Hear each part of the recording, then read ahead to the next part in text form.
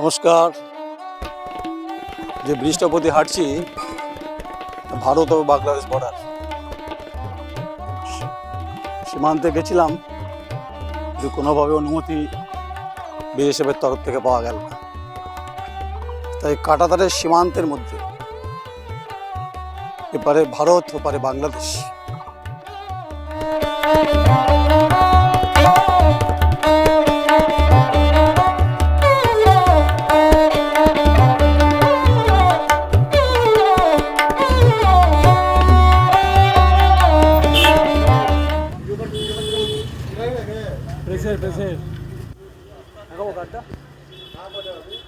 এমনি ভিডিও করছি।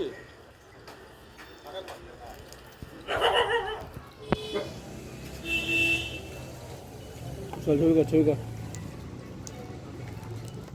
ছবি কর।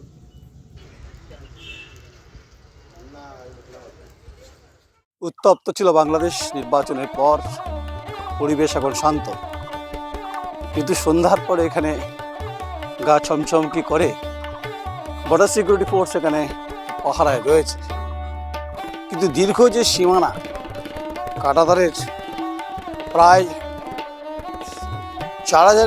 2000 কিলোমিটারের বেশি হবে সম্ভব, এই কাঁটাতার নিয়ে বিতর্ক হয়েছে। বিএসএফের যে জোন 50 কিলোমিটার, যা সরকার মানতে নারাজ।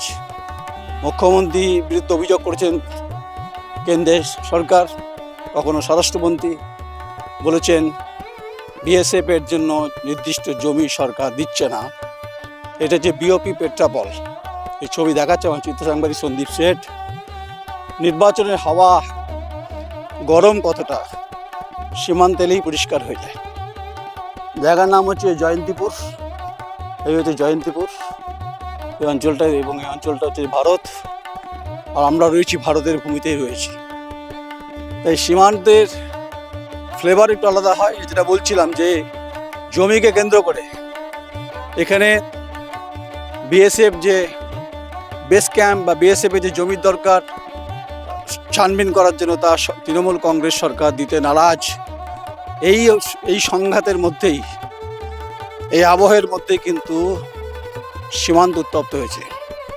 যখন সীমান্ত দিয়ে যখন চোরাচালানকারী বিভিন্ন অপরাধ জগতের কাজকর্ম হয়, তখন মমতা বন্দ্যোপাধ্যায় মুখ্যমন্ত্রী বলেন বিএসএফ নাকে সর্ষের তেল দিয়ে ঘুমাচ্ছে। আবার যখন সাবজেক্ট স্টেট ল অ্যান্ড অর্ডারের প্রশ্ন হয়, তখন বিএসএফ বলে, কেন্দ্র বলে যে নাকে সর্ষের তেল দিয়ে স্টেট ল অ্যান্ড অর্ডার ঘুমাচ্ছে।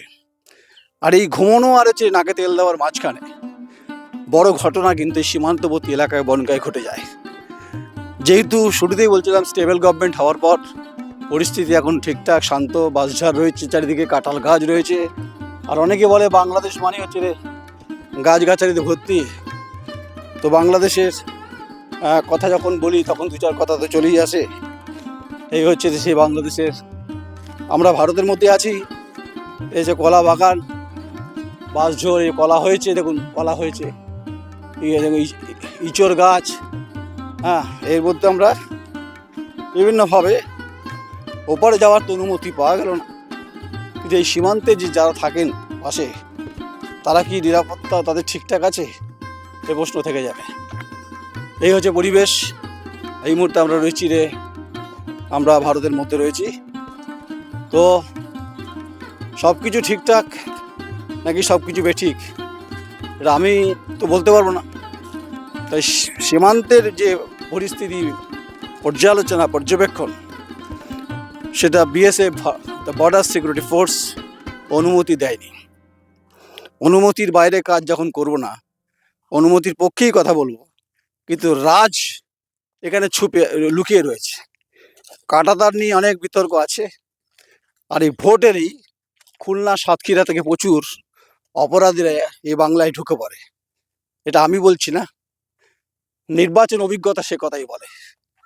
তো এই বনগাঁ লোকসভার যে এবং বনগাঁ যে বিধানসভা এবারে 2026-এ, ওপার বাংলা থেকে কারা আসবে না তো, এরকম টিপ্পণী কিন্তু অনেকে করছেন।